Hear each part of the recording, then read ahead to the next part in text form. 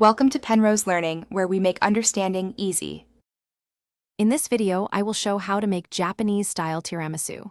We'll start by gathering our ingredients, focusing on fresh, high-quality components. This version offers a lighter, more subtle flavor compared to traditional Italian tiramisu.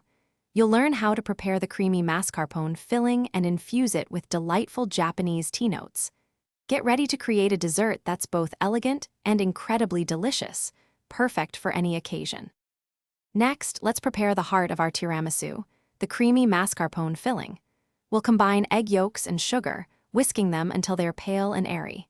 Then, we'll gently fold in the rich mascarpone cheese, ensuring a smooth and lump-free mixture.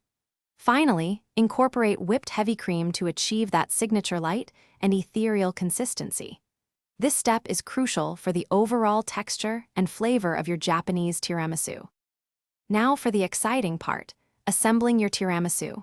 Begin by quickly dipping your ladyfingers into a prepared matcha or coffee mixture. Don't oversoak them. Arrange a single layer of these infused ladyfingers at the bottom of your serving dish. Then, spread an even layer of the creamy mascarpone mixture over them. Repeat these layers until all ingredients are used, finishing with a generous top layer of cream. This layering creates a beautiful presentation and ensures every bite is perfect. Once assembled, cover your tiramisu and refrigerate it for a minimum of 4 hours, or ideally overnight. This chilling time allows the flavors to meld beautifully and the dessert to set properly. Before serving, dust the top generously with cocoa powder or matcha for an elegant finish. It's truly a delightful treat.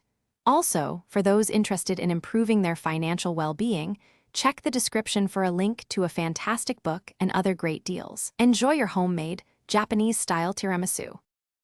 Thanks for watching. If this was helpful, leave a like and consider subscribing. See you next time.